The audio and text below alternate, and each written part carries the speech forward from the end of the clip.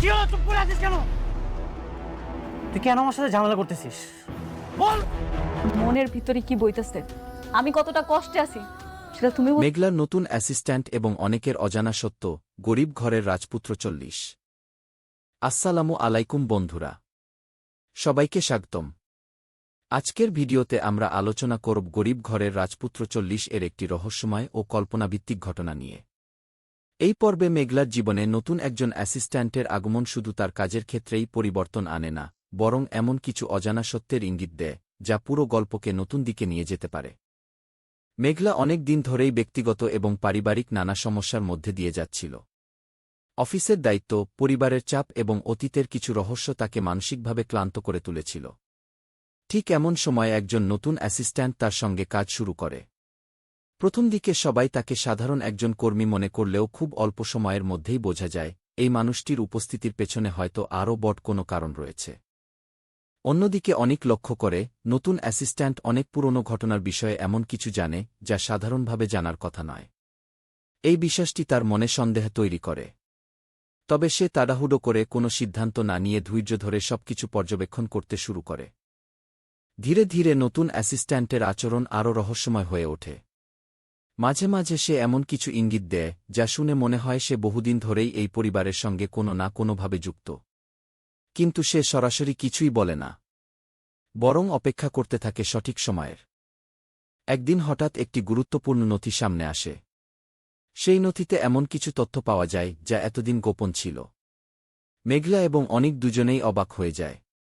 তারা বুঝতে পারে অতীতের কিছু ঘটনা আসলে যেভাবে সবাই জানত, বাস্তবে সেভাবে ঘটেনি। এরপর একে একে আরও কিছু সত্য সামনে আসতে শুরু করে। পরিবারের কয়েকজন সদস্যের আচরণ নিয়ে নতুন করে প্রশ্ন ওঠে। যারা এতদিন নিজেদের নির্দোষ বলে দাবি করছিল, তাদের কথার সঙ্গে বাস্তব ঘটনার মিল পাওয়া যায় না। ফলে সন্দেহের তীর তাদের দিকেই ঘুরে যায়। নতুন অ্যাসিস্ট্যান্ট তখন ধীরে ধীরে নিজের জানা কিছু তথ্য প্রকাশ করে। সে জানায় অনেক বছর আগে ঘটে যাওয়া একটি ঘটনা আজকের সব সমস্যার মূল কারণ। সেই ঘটনার সত্য ইচ্ছাকৃতভাবে লুকিয়ে রাখা হয়েছিল, যাতে কিছু মানুষ নিজেদের স্বার্থ রক্ষা করতে পারে। অনেক এই তথ্য শুনে বিস্মিত হয়ে যায়। সে বুঝতে পারে এতদিন সে যে মানুষদের বিশ্বাস করেছে তাদের সবাই সত্য বলেনি। তবে সে আবেগে ভেসে না গিয়ে প্রতিটি তথ্য যাচাই করার সিদ্ধান্ত নেয়। কারণ সে জানে সত্য প্রতিষ্ঠা করতে হলে প্রমাণের বিকল্প নেই। মেঘলাও নতুন করে সাহস ফিরে পায়। সে উপলব্ধি করে অতীতের রহস্যের সমাধান না হলে ভবিষ্যতে শান্তি ফিরে আসবে না।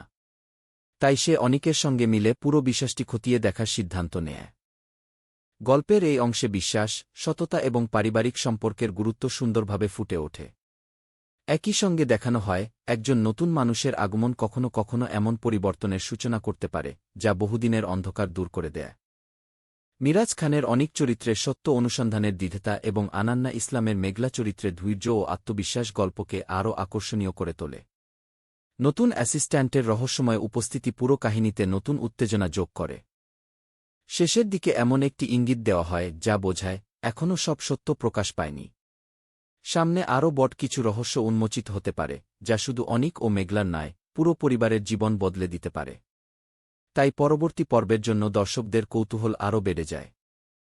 সব মিলিয়ে গরিব ঘরের রাজপুত্র 40 এর এই কল্পনাভিত্তিক ব্যাখ্যায় রহস্য, পারিবারিক সম্পর্ক, বিশ্বাস এবং সত্যের অনুসন্ধানকে সুন্দরভাবে উপস্থাপন করা হয়েছে।